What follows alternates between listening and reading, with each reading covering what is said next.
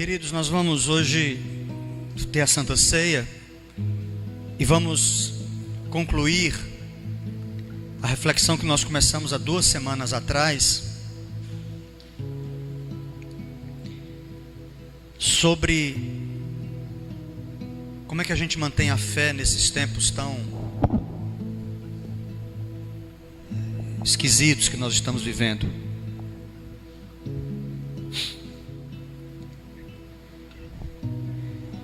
E o texto que nós começamos a fazer a reflexão foi Lamentações de Jeremias, capítulo 3, e versículo 21.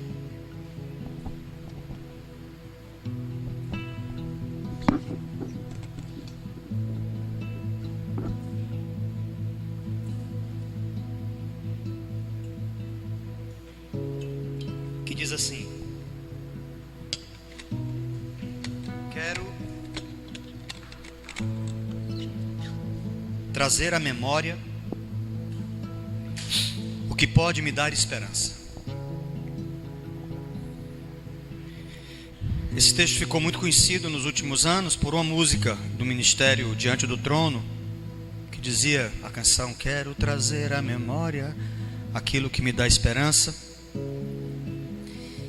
E eu quero fazer apenas uma pequena retrospectiva para o ponto central da nossa reflexão. E a introdução de toda essa reflexão, eu considerei que essa instabilidade para com as coisas espirituais, ela faz parte da nossa natureza humana.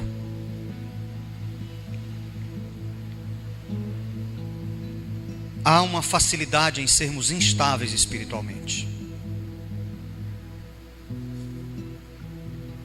E eu considerei também que existem gatilhos que deflagram o processo de enfraquecimento e de esfriamento da fé. E bem lá no início desse texto, nós vimos que a primeira orientação para que a nossa espiritualidade não seja essa gangorra de altos e baixos, tão intensa como tem sido nos dias atuais, a primeira orientação é que devemos endireitar a nossa vontade. Quando o profeta diz eu quero, e aí a minha consideração foi sobre a vontade. Muitas coisas não mudam na nossa vida porque a gente não quer. Muitas coisas não mudam porque nós não queremos que elas mudem. E o profeta disse eu quero. Você não tem ideia da força do seu querer. Mas não fica só nisso. Há uma continuação nesse processo. Isso mesmo, uma continuação para um outro estágio nesse processo de amadurecimento, para que a nossa fé se solidifique e a gente não fique nessa gangorra. Uma hora está bem, uma hora não está. Uma hora está bem humorado espiritualmente, outra hora não está. E esse segundo estágio é cativar o pensamento. Quando ele diz eu quero trazer a memória. E na última fala aqui, semana passada, eu conversei com os irmãos sobre a memória, sobre o pensamento. O nosso pensamento tem a ver com as nossas memórias. O que nós pensamos agora, o que nós estamos pensando agora tem a ver com as nossas memórias. Então quais são as memórias que nós temos? E a parte final desse texto tão profundo, tão pequeno, mas tão profundo, tão contundente, para fechar o ciclo de como a gente mantém a estabilidade em tempos difíceis, é que nós precisamos alimentar a esperança. Quando o profeta diz o que pode me dar esperança.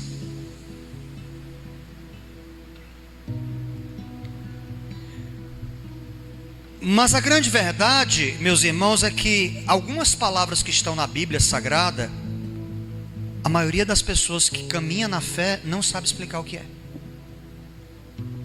Se você perguntar a maioria dos crentes, meu irmão, o que é fé? Ele vai dizer assim, fé é uma coisa assim, que a gente... Se perguntar o que é o amor, ele vai dizer assim, o amor é aquela coisa. Se perguntar assim, irmão, e paciência o que é?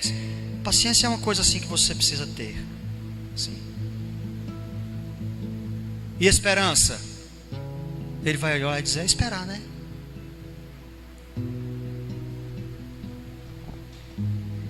Então o profeta disse, eu quero trazer à memória o que vai alimentar a minha esperança. Perceba que a esperança aqui vai ser o ponto final, o ingrediente final que alimenta essa condição de estabilidade.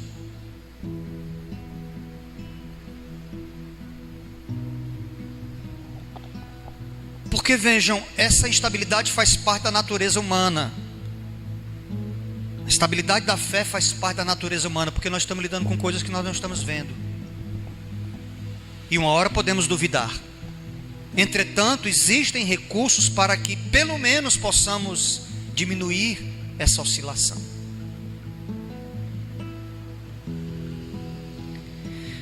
Então, preciso fazer algumas considerações iniciais e genéricas sobre a esperança, para a gente entender o que é a esperança. Em primeiro lugar, a esperança faz parte do tripé das 3 mais importantes virtudes teologais.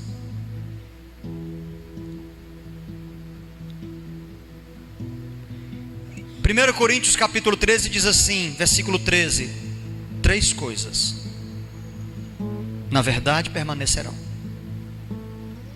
a fé, a esperança e o amor.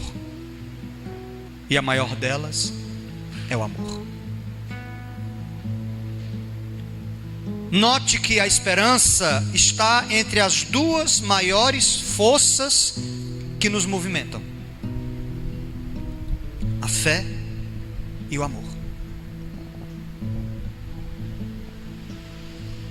E é como se a fé estivesse como um ponto de equilíbrio e de interseção entre a fé e o amor. Então o tripé é a fé, a esperança e o amor, e o que está no meio é a esperança.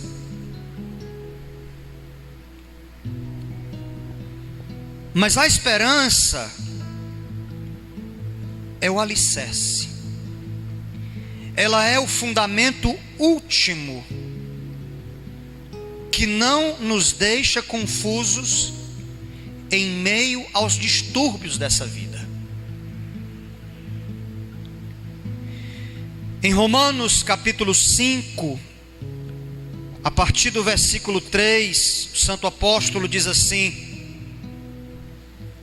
e não somente isto, mas também nos gloriamos nas próprias tribulações, sabendo que a tribulação produz perseverança, e a perseverança experiência, e a experiência esperança. Ora, a esperança não confunde.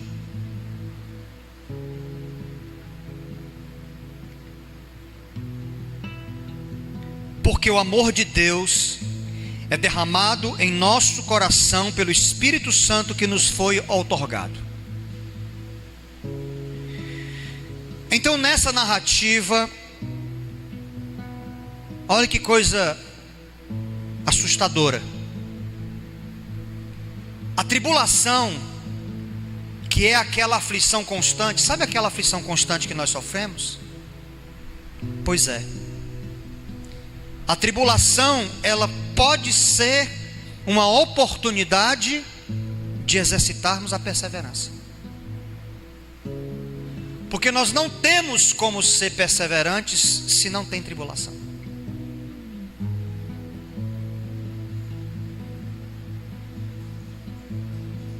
Acontece que quando a perseverança amadurece, ela nos dá o equilíbrio, a experiência,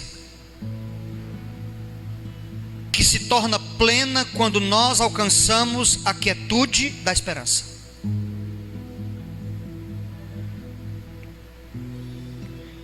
Converse com uma pessoa que sofreu muito na vida e que continua de pé e rindo, e você vai entender esse texto do apóstolo Paulo.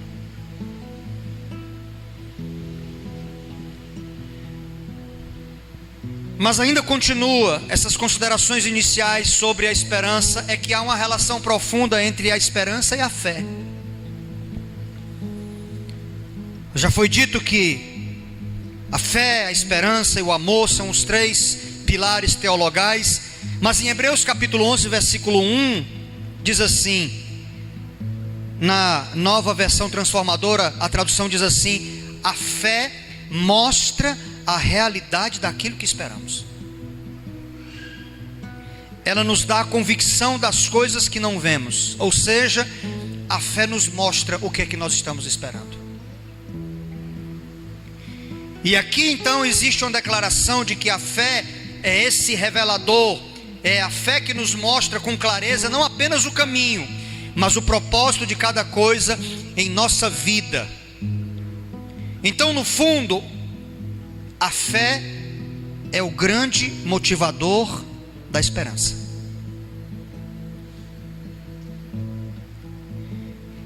E a última consideração inicial sobre a esperança é que quem a tem deve nela e por ela se alegrar.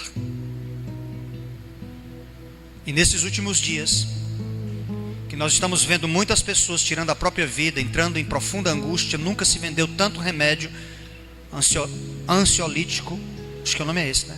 Remédio para pessoa que está. Nunca se vendeu tanto como agora, por quê?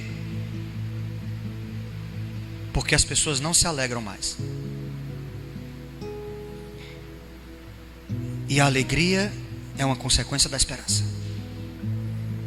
Em Romanos capítulo 12, a partir do versículo 11, ainda nos diz o santo apóstolo: no zelo não sejais remissos, sede fervorosos no espírito, servindo ao Senhor, regozijai-vos na esperança. Regozijai-vos na esperança. Pastor Palhano, por que eu fiquei triste? Porque você perdeu a esperança.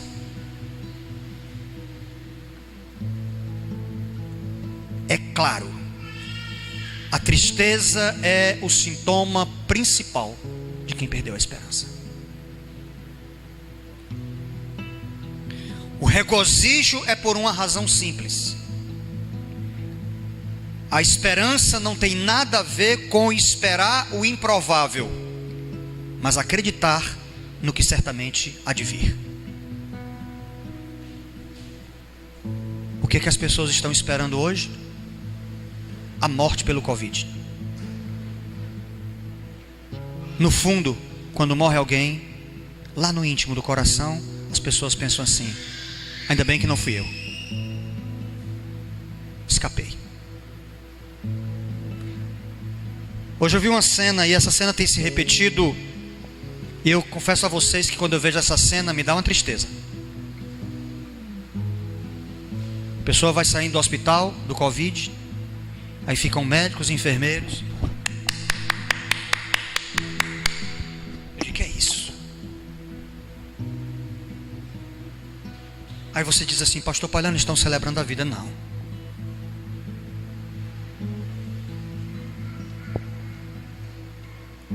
Não é celebrar a vida. É porque as pessoas estão tão enfronhadas no cortejo da morte, que elas hoje veem algo assim como algo absolutamente sobrenatural. E pode até ser que seja, mas eu nunca vi gente aplaudindo, por exemplo, uma pessoa que ficou curada de câncer. Você viu? Não. Quantos milhões de pessoas já morreram de câncer desde que o câncer nasceu na história da humanidade? E ninguém nunca fez festa para quem foi curado de câncer.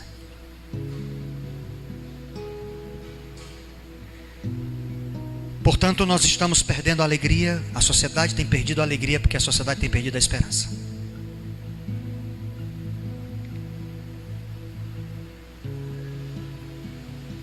A maior esperança das pessoas nos dias de hoje é não morrer,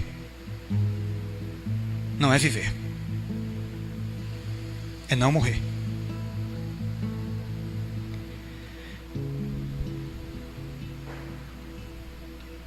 E há alguns aspectos ainda, esses foram os aspectos iniciais que estou tratando sobre a esperança,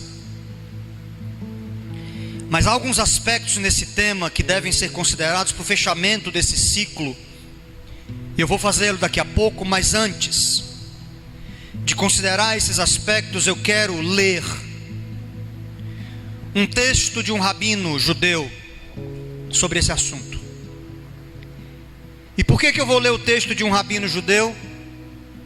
Porque há um sentimento entre os judeus, que eles, os judeus, foram aqueles que criaram a esperança. Porque um povo que continua sendo monoteísta, a única nação monoteísta no mundo há mais de 5.000 anos. Um povo que tem uma terra pequena que foi tão devastada, tomada, e eles continuam acreditando naquela terra. Um povo que é pequeno em quantidade de gente, mas que hoje domina a riqueza do mundo, através dos bancos, através da tecnologia. Um povo pequeno que hoje tem o exército mais inteligente e mais poderoso do mundo. Então os judeus acreditam que eles foi quem inventaram a esperança, porque eles continuam sempre acreditando.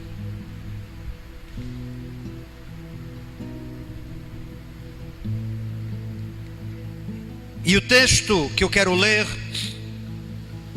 que está num dos blogs que eu acompanho, de rabinos judeus que são muito inteligentes nos seus escritos, diz assim: os seres humanos são a única forma capaz de usar o tempo futuro. Somente seres que conseguem imaginar o mundo diferente é que são capazes, ou diferente do que são capazes da liberdade. Vou ler de novo essa frase que ficou confusa. Somente seres que conseguem imaginar o mundo diferente do que é, são capazes de liberdade. E se somos livres, o futuro está aberto, dependendo de nós. Podemos saber o início da nossa história, mas não o final dela. É por isso que, quando Ele está para tirar os israelitas da escravidão para a liberdade, que o Senhor Deus diz a Moisés no caso, que o seu nome é Eu serei o que eu serei. O judaísmo é a religião da liberdade, é fé no tempo futuro. A civilização ocidental é produto de duas culturas, a antiga grega e o antigo Israel. Os gregos acreditavam no destino. O futuro é determinado pelo passado. Os judeus acreditavam na liberdade. Não há decreto perverso que não possa ser mudado.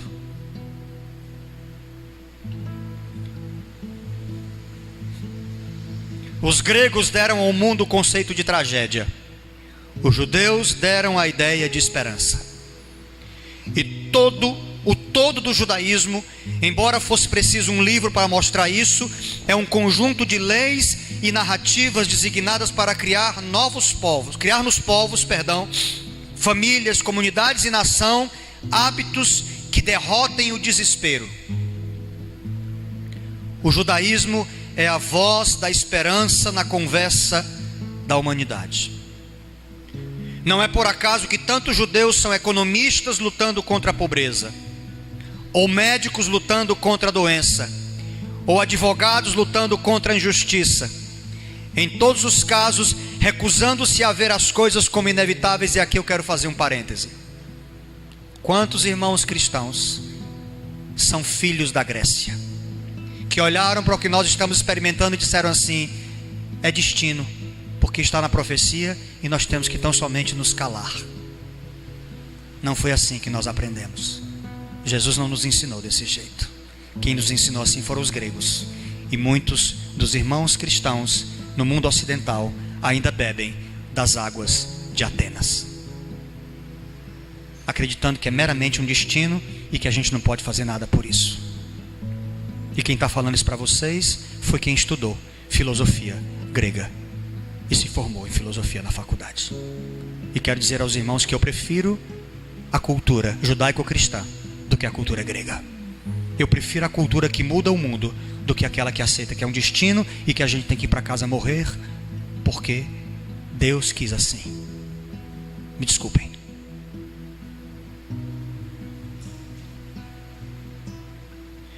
Não é por acaso que depois do Holocausto, os judeus não o chamaram de Al-Nakaba, nutrindo ressentimento e vingança, mas voltaram para o futuro construindo uma nação cujo hino nacional é a esperança. O nome do hino nacional judeu é esperança.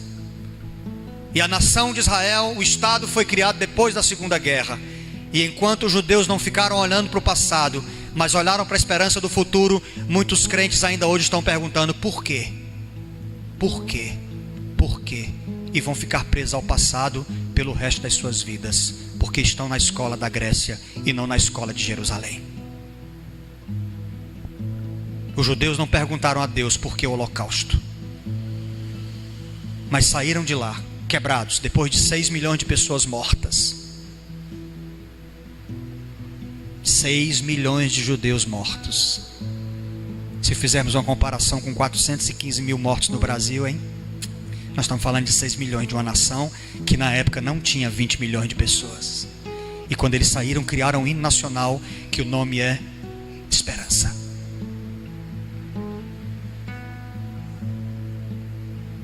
Não é por acaso que o judaísmo tem sofrido oposição de todo império que procurou negar às pessoas a liberdade de serem iguais, mas diferentes. Não é por acaso que Israel é ainda hoje a única sociedade livre no Oriente Médio. O judaísmo é uma religião de detalhes, mas estaríamos errados se de vez em quando não descêssemos um passo atrás para ver o quadro geral. Ser judeu é ser um agente da esperança no mundo seriamente ameaçado pelo desespero. E eu trocaria: ser cristão é ser um agente da esperança no mundo seriamente ameaçado pelo desespero. Todo ritual, toda mitzvah, toda sílaba da história judaica, todo elemento da lei judaica é um protesto contra o escapismo, contra a resignação ou a aceitação cega do destino. O judaísmo é um conflito sustentado, o maior que já se conheceu, contra o mundo que é, em nome do mundo que poderia ser, deveria ser, mas ainda não é. Não há vocação mais desafiadora. No decorrer da história, os seres humanos buscaram esperança e a encontraram na história judaica. O judaísmo é a religião, mas Israel é o lar da esperança. E eu lamento dizer que uma parte significativa dos cristãos ocidentais, diante da pandemia, mostrou claramente que não são discípulos da cultura judaico-cristã, são discípulos da Grécia, porque aceitaram isso apenas dizendo: mas se é da vontade de Deus, nós temos que acatá-la. E aí se entregaram à desesperança, porque se eu não posso fazer nada, eu não posso fazer nada. Me perdoem os meus irmãos, mas eu não consigo acreditar assim, até porque eu estudei a cultura grega. O que eu consigo acreditar é que não existe decreto nenhum, nem do próprio Deus, que não possa ser conversado com ele, a ponto de o próprio Deus chegar e dizer, como disse a Moisés. Deus disse a Moisés: eu não vou com o povo. E Moisés disse: se o Senhor não for, eu também não vou. E Deus disse: então eu não vou, mas a minha glória vai com vocês, eu vou ficar lá na frente. Eu creio assim. Porque se eu não crer num Deus que escuta orações, se eu não crer num Deus que escuta as atitudes dos homens, então, meus irmãos, estamos fadados a um destino de morte, a um destino sem esperança.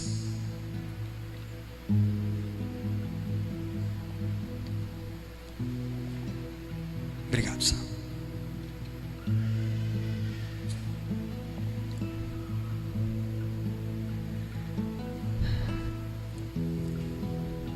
A palavra de Deus não muda. Mas quando você ora, o Espírito Santo pode revelar a você o verdadeiro sentido daquela palavra que não muda.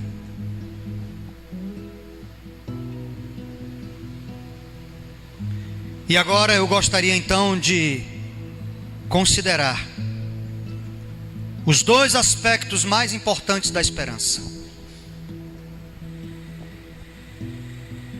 O primeiro desses aspectos é o aspecto prático. Porque normalmente nós pensamos a esperança como um ato passivo, uma atitude de inércia para com os fatos que se nos mostram. E essa confusão se dá porque nós confundimos esperançar com esperar.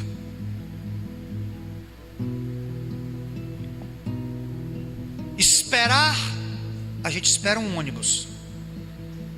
Quantos irmãos já esperaram um ônibus? Quantos irmãos já esperaram um ônibus? Esperar, a gente espera um filho. Quantas irmãs esperaram um filho? É um ato passivo. Você não pode fazer absolutamente nada para apressar o ônibus, pode? Você já ficou com raiva porque o ônibus estava demorando? Ficou? A sua raiva ajudou o ônibus a vir mais rápido? Não. A irmã Laura está esperando o Baruque. Não tem jeito. Ela está reclamando que o menino está chutando. E ela pode chegar e orar e dizer: Senhor, eu quero que esse menino nasça. Não vai nascer.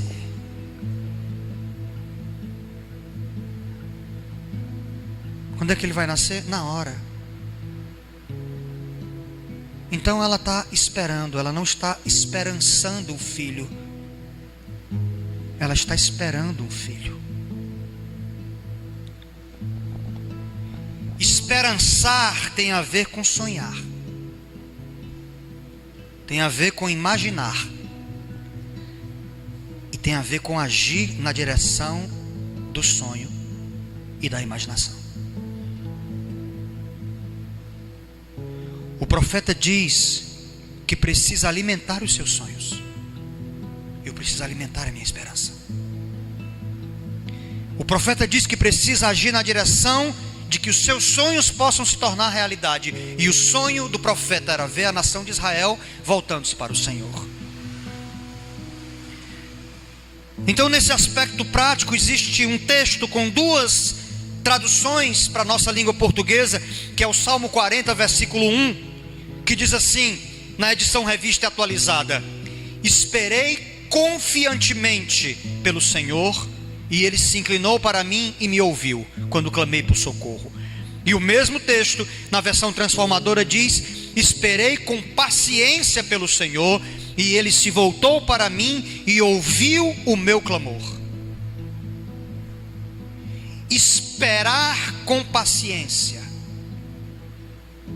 não é apenas tolerar determinada situação por falta de alternativa. O que nós estamos vivendo nos dias atuais, a maioria das pessoas não é a esperança de que os dias mudem. As pessoas estão esperando passivamente que as coisas mudem. Eu vejo as pessoas dizendo assim: eu estou esperando que acabe com essa pandemia. E a pergunta é: e o que você tem feito para isso? Aí você olha e diz assim: eu não posso fazer nada. Você tem certeza? Você tem certeza que você não pode fazer nada? Que pena. Esperar é confiar com segurança e sem vacilo. Portanto, quem tem esperança tem certezas profundamente arraigadas em seu coração, e nada, absolutamente nada, pode lhe demover dessas certezas. Certezas foram demovidas do seu coração, então você não tinha esperança. Você apenas esperava.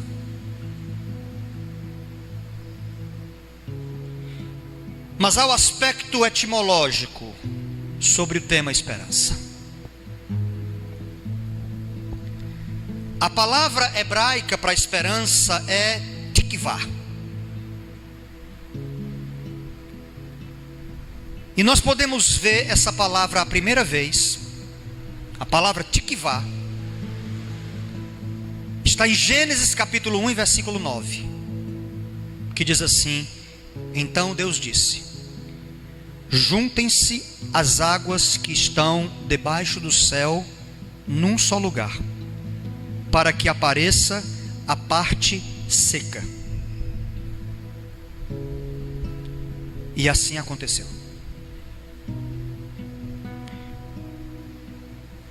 Em outra tradução diz assim: alinhem-se as águas que estão debaixo do céu.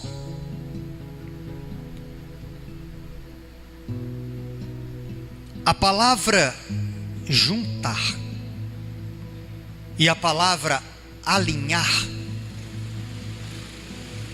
em hebraico a palavra é kav.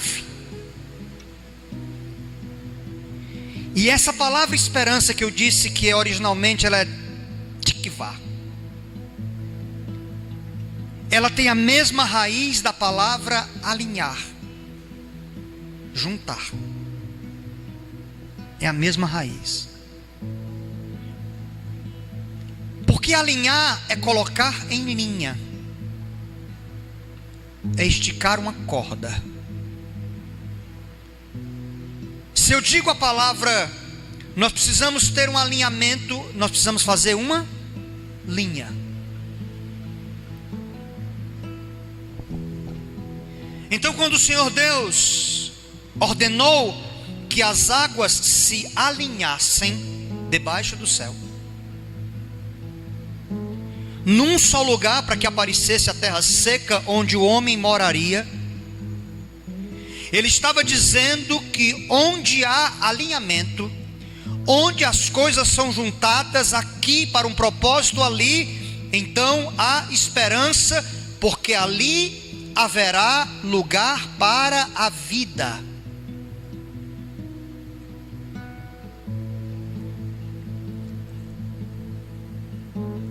E aí, irmãos, hoje nós vamos entender o que é esperança.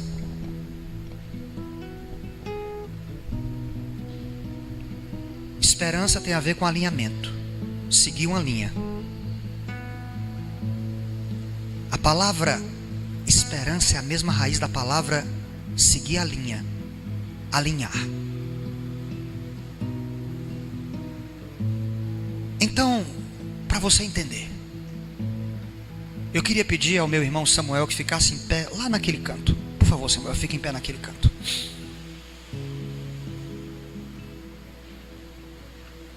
Queria pedir ao meu irmão João Grandão que, por favor, fique em pé nesse canto.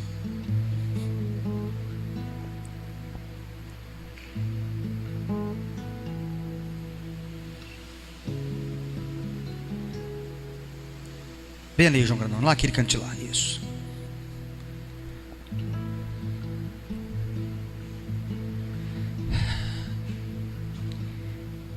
Vou pedir a vocês uma coisa, vocês que estão aqui. Me respondam matematicamente qual é a menor distância entre o João Grandão e o Samuel. Qual é a menor distância? Uma o que, irmãos? Linha, uma linha reta. Ali está você. Ali está o propósito de Deus para a sua vida. A menor distância entre você e aquele propósito é um alinhamento. Então o João vai procurar chegar lá. Mas no meio do caminho eu quero que o Felipe tente impedi-lo. De leve. Se ponha na frente, não precisa tocar nele, Felipe. Se ponha na frente, fecha. E depois o Nelson. Abre os braços. E João, você não pode passar por cima deles. Mas você vai ter que chegar lá. E aí depois eu queria que o Montanha ficasse lá atrás e também juntasse com o Soares e também impedisse que ele ficasse e chegasse lá. Por favor. Fique em pé, Felipe. Fique em pé, Nelson. Denis, não deixe ele passar por esse corredorzinho aqui, por favor. Prestem atenção nisso aqui que eu estou fazendo. Pra vocês entenderem o que é esperança. João Grandão, missão dada. Vá lá para o objetivo da sua vida.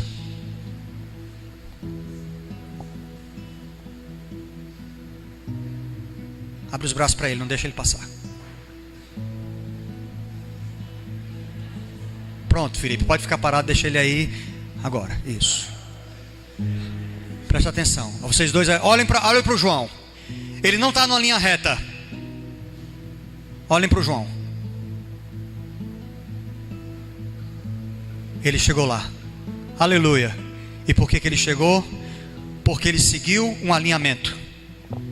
Porque ele sabia onde ele estava e ele sabia onde é que ele ia chegar. E isso não é coaching, coisa nenhuma. Isso é palavra de Deus. Isso é esperança. Obrigado, João. Obrigado, Samuel. Sabe o que acontece? Nós temos onde chegar.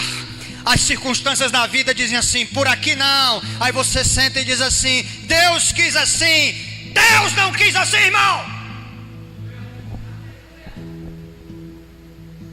Eu fiquei doente porque Deus quis assim. Então eu vou doente, mas eu vou chegar lá.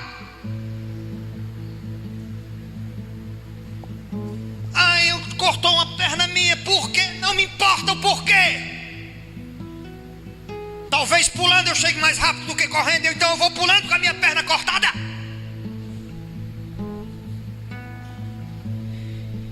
Esperança é alinhar, é esticar uma linha, daí de onde você está, irmão, até o ponto onde chegará e seguir essa linha.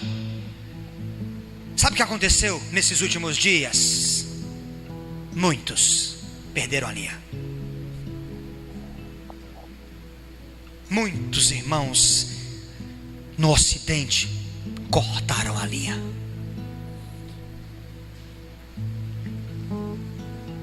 Seguir esse alinhamento. Se você seguir, acredite, você vai chegar lá. O Felipe foram as más notícias. O Denis foi o vírus. O Nelson foi o entubamento. O Montanha e o Soares lá atrás foram as notícias: você vai morrer. Mas o João Grandão fez o quê? E disse: não, eu vou chegar, porque eu tenho esperança. E o santo apóstolo disse assim, no livro de Colossenses capítulo 1 versículo 24: agora me regozijo nos meus sentimentos por vocês, e preencho o que resta das aflições de Cristo na minha carne, a favor do seu corpo, que é a igreja, da qual me tornei ministro de acordo com a dispensação da parte de Deus, que me foi confiada a vosso favor, para dar pleno cumprimento à palavra de Deus, o mistério que estava oculto dos séculos. Meus irmãos, Deus deu ao apóstolo Paulo a revelação dos mistérios ocultos. E ele diz agora: todavia se manifestou aos seus santos, aos quais Deus quis dar a conhecer qual seja a riqueza da glória desse mistério entre os gentios, isto é, Cristo em vós, a linha para chegar na glória. Cristo em vós, a esperança da glória. Qual é a palavra de Deus para a nossa vida hoje? Segue a linha, irmão. Não salta a linha, não. Não salta a linha, porque senão você se perde no labirinto das narrativas, no labirinto dos discursos. Quem tem esperança, segura a linha. Eu não estou vendo o que está do outro lado, porque em parte nós vemos, e em parte nós conhecemos. Mas quando vier o que é perfeito, o que é em parte será aniquilado, e aí nós veremos tal qual ele é. Segura a linha, João Grandão. Segura a linha, irmão. vai puxando ela. E quando você menos esperar, Cristo em nós, o final da linha, que é a glória eterna em Cristo Jesus. Quero trazer à memória o que pode me dar esperança. Qual é a linha que você está seguindo? Para onde vai te levar essa linha?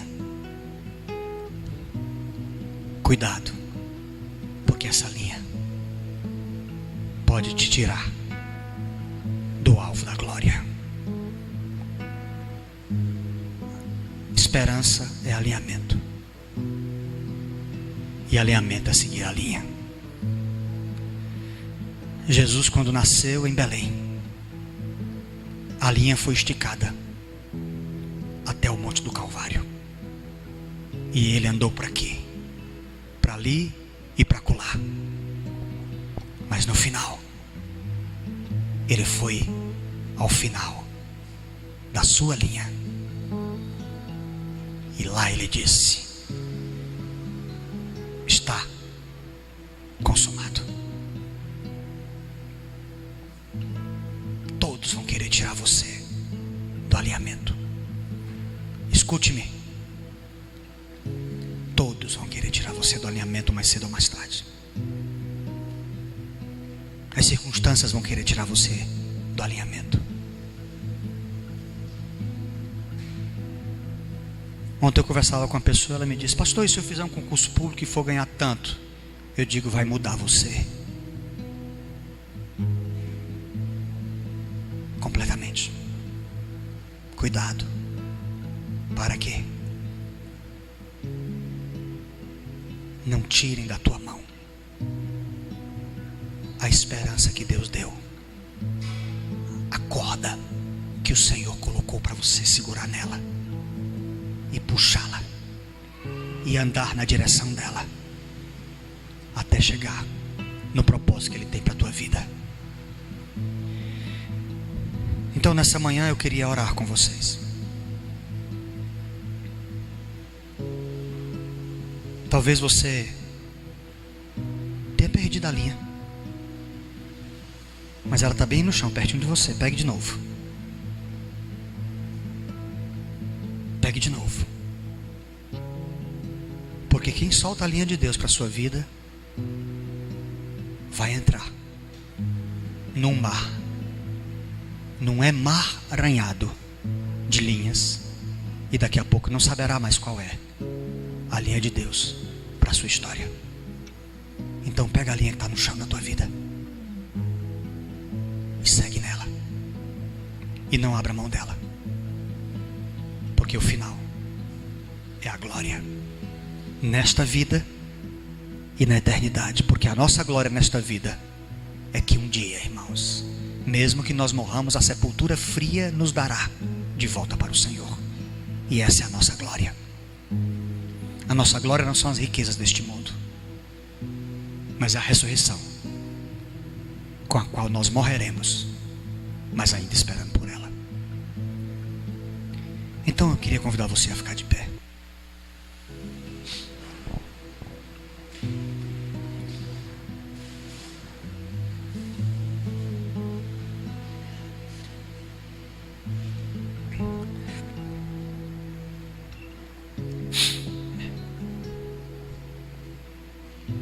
Antes de eu orar, eu só quero dizer mais uma coisa para você não ficar triste. Muitas vezes o próprio Deus permite obstáculos no teu caminho para saber o quanto você está segurando na corda, como Ele fez com Jó, como Ele fez com Paulo, como Ele fez com Elias, como Ele fez com Moisés, como Ele fez com Abraão. Ele olhou para Abraão e disse: me dá teu filho, ou seja, corta a corda. E Abraão ia lá fazer, sabe o que? Cortar a corda. E Deus disse: não corte não.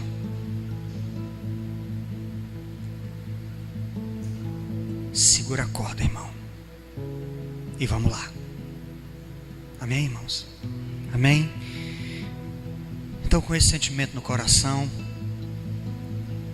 já nos preparando para o momento da ceia,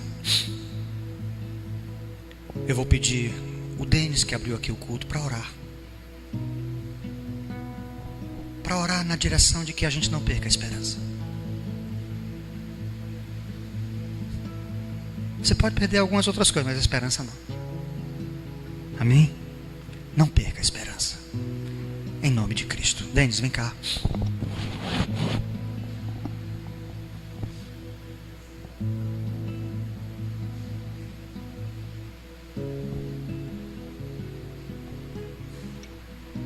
Amém, irmãos? Palavra abençoada, palavra maravilhosa que provoca em nós, que nos incomoda, né? E é sempre bom receber uma palavra que nos incomoda para que a gente possa realmente rever se realmente essa esperança, essa chama da esperança está acesa em nossos corações.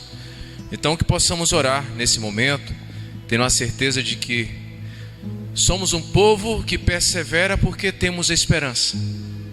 Se não tivéssemos esperança, não teria motivo para perseverança. Então se perseveramos é porque nós temos esperança. Amém?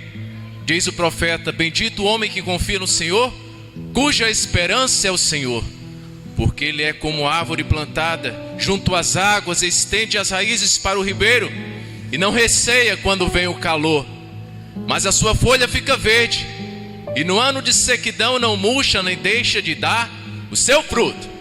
Aleluia! Senhor, te agradecemos, ó Deus, pela palavra ministrada, te agradecemos, ó Deus, porque hoje podemos entender melhor o que significa esperança, Senhor.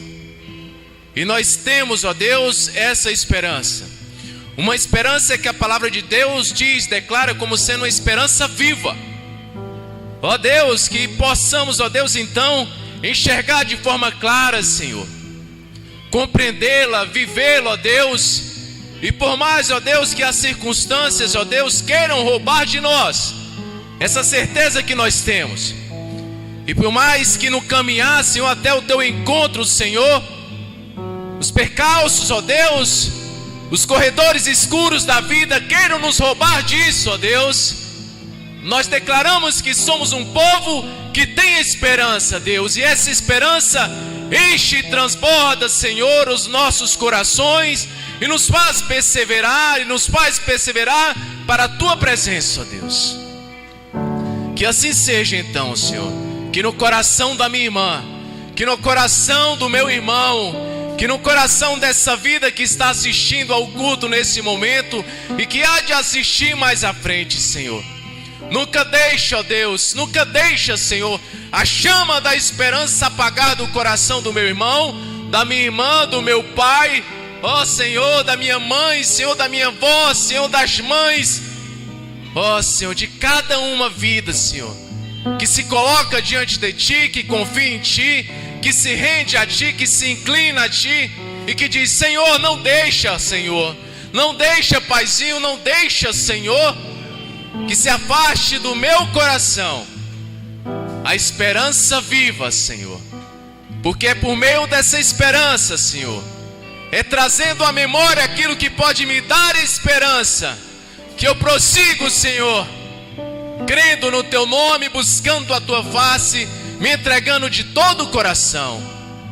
Então, Senhor, que assim seja, que sejamos tomados, que sejamos, ó Deus, um povo que crê, Senhor, e que tem essa esperança, Senhor, como um combustível, ó Deus, queimando, Senhor, de forma triunfante, de forma que o inimigo não venha, Senhor, nos empatar de chegar e de receber o Teu abraço, o abraço forte do Senhor.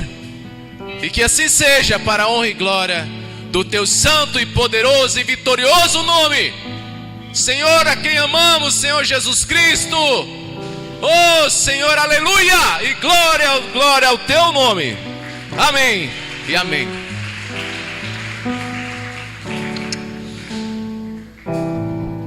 Amém. Obrigado, Denis. Bom, hoje a gente vai fazer aqui a ceia diferente. Nós vamos chamar duas mães para nos ajudar aqui e mais 2 diáconos. É isso? Então são 4 pessoas. Então, eu que escolho a pessoa? Sim, tá. 2 mães, os diáconos já estão sabendo? Então os diáconos já podem vir. Então, eu queria chamar a Belinha. A Belinha postou uma foto bonita com as filhas, não foi, Belinha? Que eu vi, né? E Diana, vem cá você também, nos ajude. Vocês vão pegar ali as bandejas também para...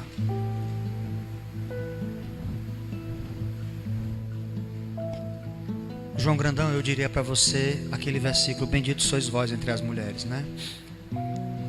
Então, podem fazer alternado, um pão, um vinho, um pão e um vinho, pronto. Amém. Então, nós vamos fazer a ceia da esperança, né, irmãos? Jesus disse: lembrem-se de mim, não foi? Porque eu vou beber novamente desse vinho no reino do meu Pai. Olha como Jesus colocou a corda lá no céu. Percebe a esperança? Entendeu, Paulinha? Jesus colocou a ceia tem uma corda que liga no céu. Jesus disse: eu vou deixar a corda bem aqui com vocês, façam isso, ou seja, vão puxando a corda, e vai chegar um dia que quando vocês puxarem, vocês não vão fazer mais a ceia aqui, vocês vão fazer lá em cima. Que coisa maravilhosa. Portanto, com esse sentimento no coração, nós vamos orar para consagrar os elementos da ceia. E aí, enquanto os irmãos estarão vindo, a gente vai cantar uma canção bem conhecida, para tu dar para o teu data show que fica ruim, mas a gente vai cantar e depois a gente vai fazer a cerimônia para todo mundo poder tomar a Santa Ceia, ok? Então vamos orar para fazer a consagração dos elementos da ceia. Vou pedir a presbítera Carol para vir aqui orar, fazer a consagração, e depois a gente canta. E depois que fizer a consagração, os irmãos já podem vir, né? Pega o pão, pega o cálice, espera que a gente dê aí a palavra de ordem para você comer e tomar, tá bom? Amém. Amado Deus, Pai bendito, em nome de Jesus, o nosso coração celebra nesta manhã, Senhor. Mais um momento, Senhor, onde compartilhamos contigo parte de tudo que há em nós, ó Pai, do desejo imensurável de termos a esperança de um dia nos encontrarmos contigo face a face, de um dia, Senhor, estarmos regozijantes todos juntos, Senhor, numa grande mesa, onde cearemos as bodas do Cordeiro, onde ali, Senhor amado, cantaremos, louvaremos o teu santo nome, diremos: santo, santo, santo é o Senhor. Como os anjos ficam cantando em todo tempo, também será o desejo do nosso coração nos alegrar, Senhor, por este momento onde nosso coração cada vez mais crê, Senhor, e acredita de que estaremos sim contigo nesta linha reta, Senhor, seguindo o nosso propósito de um dia, Senhor, todos juntos, como noiva do Cordeiro, celebrarmos a grande ceia do Senhor. E nesse momento, Pai, nós consagramos esses elementos diante de Ti.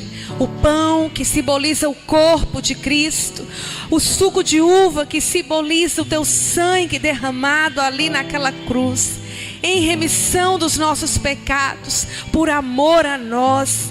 Somos eternamente gratos, Senhor, pela oportunidade de Te servir e de entender que o compromisso contigo, Senhor, vai para muito mais além do que simplesmente esta terra pode oferecer, mas vai na certeza e na esperança de que a eternidade nos aguarda, em nome de Jesus. Então, Senhor, com o coração celebrando, com o coração agradecido, com a alegria, Senhor, que nos fortalece e que vem de Ti, queremos todos juntos tomar da ceia do Senhor, em nome de Jesus. Amém. E graças a Deus, irmãos, os irmãos podem vir e tomar aqui o pão e o seu cálice, retornam para os seus lugares e a gente vai dar a ordem de comando.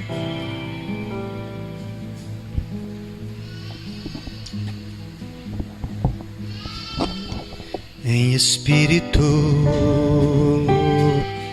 e em verdade, te adoramos, te adoramos em espírito e em verdade. Te adoramos, te adoramos, Rei dos reis e Senhor. Te entregamos nosso viver, Rei dos reis e Senhor. Te entregamos nosso viver para te adorar, ó Rei dos reis.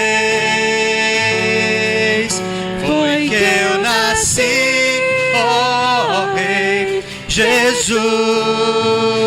Meu prazer é te louvar, meu prazer é estar nos átrios do Senhor. Meu prazer é viver na casa de Deus, onde flui o amor, pra te adorar, ó Rei dos reis. Foi que eu nasci, ó Rei Jesus. Meu prazer é te louvar, meu prazer é estar nos átrios do Senhor. Meu prazer é viver na casa de Deus, onde flui o amor.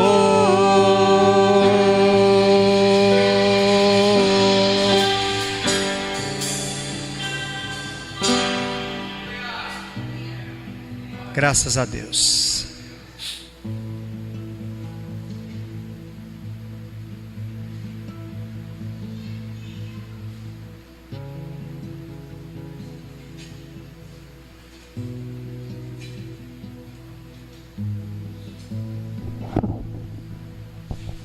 Isso, podem ficar aqui.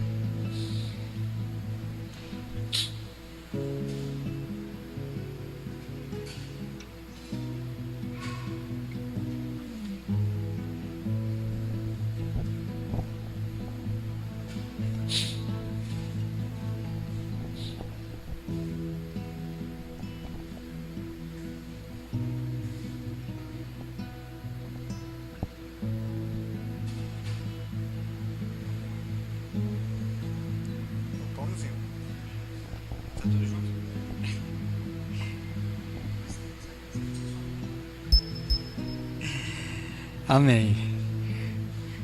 Muito bem. Que o Senhor Deus nos ajude que, voltando agora, as coisas possam ir realmente voltando, não é? E a gente possa amanhã ter mais gente aqui participando da ceia do Senhor. Amém? Mais gente não é porque a gente quer ter mais gente necessariamente, mais gente é porque são mais discípulos do Senhor participando desse momento importante.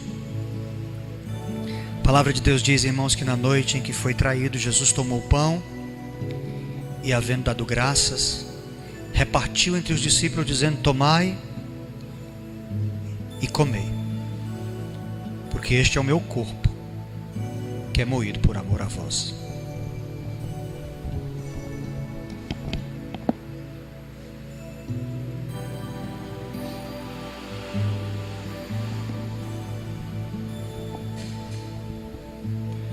Por semelhante modo, depois de haver ceado, Jesus tomou o cálice e deu graças, e repartiu entre os discípulos, dizendo: tomai e bebei, porque este é o sangue da nova aliança, derramado em favor de muitos para a remissão dos pecados. Remissão dos pecados é a corda que nos leva até lá. Fomos perdoados por Cristo. Amém, irmãos? Fazer isso todas as vezes que beberdes em memória de mim.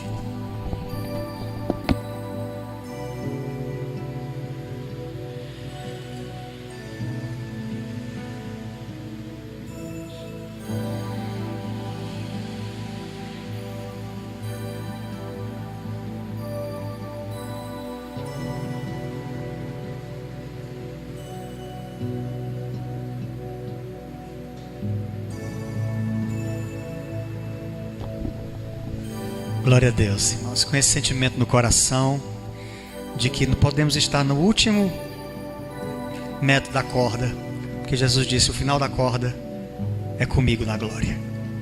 Então, com essa esperança no nosso coração, podemos todos tomar do pão e beber do cálice até que Ele venha.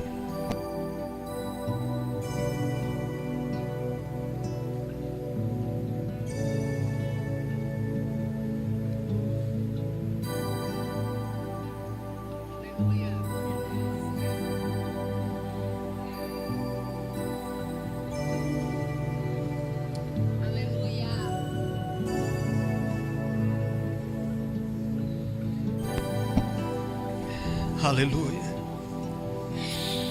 Senhor, nos ajuda a continuar segurando na corda, Senhor. Nos ajuda, Senhor, a continuar segurando na corda, a não perdermos, Senhor Deus, soltarmos a corda, porque a nossa esperança é a glória, é o Teu propósito na nossa vida, Senhor. Então não nos deixa, Senhor, por causa de tantas circunstâncias, soltarmos as cordas. Não. Queremos continuar, mesmo que não estejamos vendo o que tem no próximo metro, mesmo que o nevoeiro esteja grande, mas sabemos que se continuarmos segurando na esperança que o Senhor Deus nos deu, depois do nevoeiro, nós veremos com clareza tudo aquilo que o Senhor Deus tem para a nossa vida. Faz assim conosco, meu Pai, em nome de Jesus. Amém, amém e graças a Deus. Aleluia, aleluia. Louvado seja o seu santo e precioso nome. Sente-se só mais um minuto, a pastora Deise tem uma palavra para a sua vida nesse final de culto.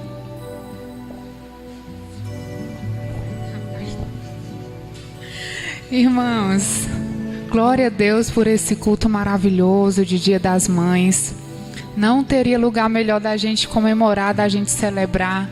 Tinha um sentimento aqui no coração de algumas pessoas que, não, Dia das Mães ninguém vai querer vir, né? Tem outras coisas, preparativos, mas eu acho que você, assim como eu, mãe, a gente faz uma retrospectiva mais do que o dia do aniversário, pelo menos eu, estou falando por mim. E a gente lembra de tantas dificuldades enquanto mãe, como mãe que a gente passou. E esse lugar é só para selar, para a gente agradecer ao Senhor por tudo que Ele fez, que Ele tem feito, pela graça, pela sabedoria, pelo amor que Ele tem colocado no nosso coração. Mas nesse finalzinho de culto, nós vamos também servir ao Senhor com os nossos dízimos e ofertas, né? Entendendo que isso também é uma linha reta, porque a oferta é sobre nós, sobre a nossa obediência ao Senhor. Eu quero te convidar a ficar de pé para nós orarmos, consagrarmos os nossos recursos ao Senhor. Chamar aqui, acho que é a Dailê, a Rosinha, que vai nos ajudar. Que você consagre aí, querido, a sua vida financeira, todas as áreas da sua vida ao Senhor. Mas em especial, que esse recurso que aqui chegar possa fazer prosperar também a tua casa, essa casa de oração. E onde você chegar, onde você colocar a planta dos seus pés, que esse lugar venha a ser próspero, para que o nome do Senhor seja glorificado na tua vida. Amém? Senhor Deus e Pai, nós te louvamos, Senhor, por esse momento. Te louvamos porque aqui, meu Deus, nessa retomada, Senhor, em que a tua igreja se reúne, nós podemos aqui celebrar o teu nome, nós podemos aqui nessa manhã fazer memória, lembrar, ó Deus, do sacrifício do Senhor, que representa, Senhor, um tão grande amor por nós. E nessa oportunidade eu quero consagrar a Ti, Senhor, os recursos nelas do céu, e derrame sobre a Tua igreja uma bênção sem medida, em nome de Jesus. E com essa certeza, você pode nessa manhã colocar aqui o seu dízimo e a sua oferta ao Senhor, em nome de Jesus. Podem vir, queridos.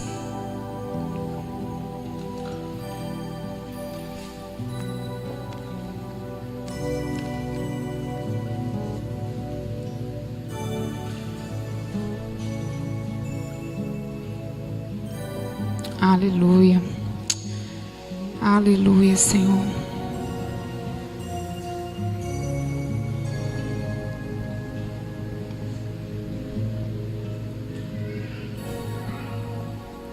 Amém.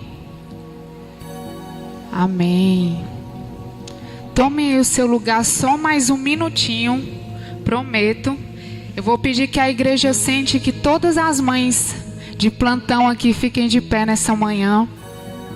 Todas as mãezinhas de plantão, se tiver algum aí no pastorear, se puder estar aqui. Você que se sente mãe também, viu? Fique de pé em nome de Jesus. Eu sei que tem muitas. Mãezinhas, fiquem de pé. Mãezonas. Irmãs, irmãos, eu estava ali bem no meu lugar, comecei a escrever e Deus mandou lhe falar. Sempre achei muito confuso o Dia das Mães. Ninguém sabe se homenageia a mulher ou a mãe, se dá uma panela ou um batom para retribuir tão lindo dom. A mulher tem várias versões, mas a mãe, só boas intenções. Ela tem que fazer um esforço gigantesco para o seu filho educar e mãe do seu próprio marido não se tornar, porque na verdade o seu intuito é cuidar. Ela pode até reclamar, mas o seu coração sempre está lá. A mãe sabe que não pode proteger o seu filho de tudo, e por isso é de joelho e impondo a mão que o Senhor Deus o livra de tombar e cair no chão. Parabéns a você, mãe, mulher, por toda a dedicação que sempre enche a todos de emoção.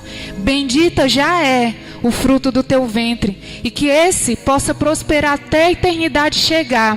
Feliz Dia das Mães, em nome de Jesus. Aplauda as mamães aqui presentes, as mamães representadas, e essa é a homenagem da Igreja Cristã Apostólica a você, para que o Senhor continue nos dando sabedoria, graça, para que naqueles momentos que a gente chora, sem o filho ver, que a gente põe as mãos, que a gente vê se ele está respirando, a gente possa ser honrado através da vida dessa criança, desse filho que a gente tem educado, amém?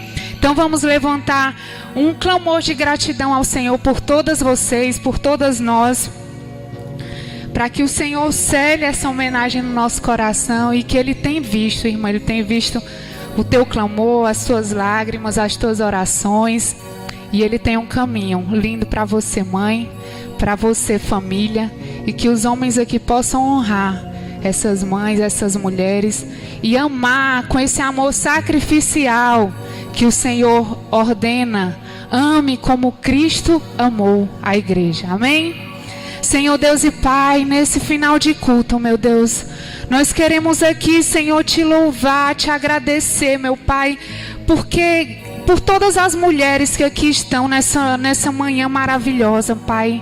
Senhor, porque Tu sabe a rotina, o dia a dia de cada um, meu Deus. Tu sabe, ó Pai, a aflição de cada um, mas o Senhor também sabe as alegrias que elas carregam, Senhor, por esse fruto que o Senhor as deu, Senhor, por essa semente que tem dado fruto, ó Pai, nessa terra. Te pedimos, Senhor, nessa manhã, que o Senhor continue nos dando a sabedoria, a graça necessária, Pai, para que possamos entregar o nosso filho a Ti, Senhor, todos os dias consagrar a Ti, Pai, que Tu possa honrar Esse trabalho que muitas vezes, ó Deus, é árduo, mas é gratificante, Senhor, porque cremos que o Senhor nos deu um dom. O Senhor nos ensinou, nos criou para amar, para cuidar, para abraçar. E nós queremos te honrar, Pai, com as nossas vidas, com a vida dos nossos filhos, ó Pai. E em nome de Jesus, e nós te agradecemos também por esse culto maravilhoso. Te pedimos, ó Deus, que durante toda essa semana nós possamos buscar, ó Deus, andar em uma linha reta, em direção ao teu propósito para nós, em direção a ti. Nos ajuda, Senhor, a esperançar, a andar, Senhor, de forma que não somente possamos esperemos em ti não, mas queremos olhar com um olhar de esperança, que os obstáculos não tirem as certezas, ó Pai, que a fé planta em nós, no nosso coração. Em nome de Jesus, que a tua igreja, Senhor, saia daqui regozijada, Pai, na tua presença, porque tu és, ó Deus, suficiente para nós. Tu és a nossa fonte de alegria, e é para ti que queremos olhar toda a nossa vida até a eternidade, ó Pai. Em nome de Jesus, levante suas mãos para receber a bênção do Senhor, e que o Senhor te abençoe e te guarde. Que o Senhor faça resplandecer o seu rosto sobre ti e tenha misericórdia de ti. Que o Senhor sobre ti levante o seu rosto de glória e de luz e te dê a paz e a graça. E que essa bênção se estenda sobre a igreja do Senhor espalhada nos 4 cantos da terra. Em nome do Pai, do Filho e do Espírito Santo. Vão na paz do Senhor, irmãos e irmãs.